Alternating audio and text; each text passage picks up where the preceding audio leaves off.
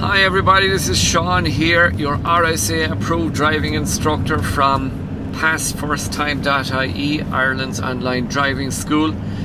And I said I'd record a quick video because things have dramatically changed all over the world, not alone here in Ireland, regarding the driving test in the last couple of days and learning to drive. It's the 18th of March as I record this, and of course at this stage all driving tests have been cancelled because of the coronavirus, COVID-19, and all driving schools are closed as well, so there are no driving lessons. But I was thinking, could I put up a video that might help people some bit, and I thought, like, we'll take a look at the 3 stages of where you could be in your learning to drive scenario, and I'm going to give you a few tips on each one of them and things you could be doing or whatever. Hopefully it'll help somebody. And I think we all have to be positive and keep moving, and most people have plenty of time in their hands now as well, so they would have plenty of time for practice and for doing these things. So let's start with the theory test. I'm not quite 100% sure whether they're giving out theory test dates or not at the moment, or whether they will continue to do so. But just in case they don't and the theory test gets cancelled, you could be studying the theory at home on your phone. The app is probably the best way to study for the theory test. So you could use the time valuably if you haven't done your theory test yet, and that way you could have your theory ready and get it passed the first time. A lot of people fail the theory test the first time, and a lot of people fail it multiple times actually. So put the effort in, use your time now, your downtime, to study for your theory test. If you have the theory test passed and you have your learner permit and you've been taking lessons, and maybe you've only taken a few, again, most people are anxious to keep going, so this would be a disappointment for you. But there are things you could do as well. So the family car at home, there are 2 scenarios, I suppose. You're either insured or not insured in the family car.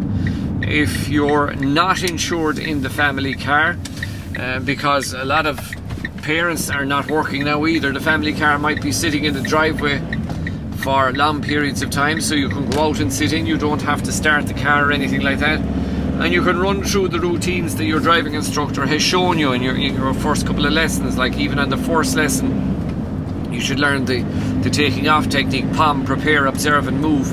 So even without moving the car, you can run through those and physically do the movements and even make car noises if you like yourself.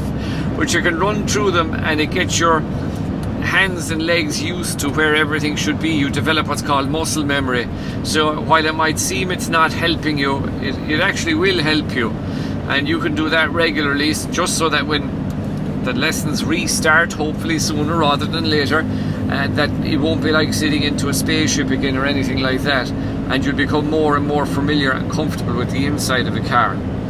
And finally, the people who are studying or were taking lessons or had dates even for driving tests. So if you did have a date for your driving test, that now has been cancelled for the near future anyway, and you can still keep practicing if you're insured in a car. Naturally, if you're not insured in a car, you won't be able to practice as much, but if you are insured in a car, you will be able to get out and about, run the test routes and drive around them. And if you're somewhere in the middle, maybe you are, I kind of jumped there maybe a step that I shouldn't have. I went straight from complete learner to driving test. There isn't a lot of people who would be in the middle ground, who have taken quite a few lessons and would be well able to drive, but maybe not quite a test standard. For you, if you're insured in your own car, you can be practicing.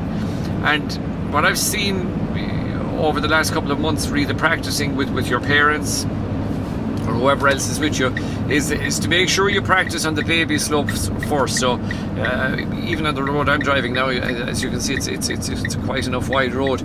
So use the outskirts of wherever you happen to be initially, or the quieter, wider roads, to give yourself a break and get yourself comfortable in those wider roads and bigger roundabouts. And that way you'll develop experience, you'll develop the skills, so that when you do push yourself on into roads that would be a bit busier, a bit narrower, a bit more going on, you'll be able to handle them a whole lot better. And a good tip is to go around in a circle. If you can find a circle somewhere where you have a roundabout and maybe a junction, and you turn at the junction and it takes you back around, and maybe there's another roundabout and you can go around in a circle. It's a great idea, because the first time you go around in the circle, okay, it's a bit tough because you don't know maybe where the junctions are or where the turns are or what gear you should be in.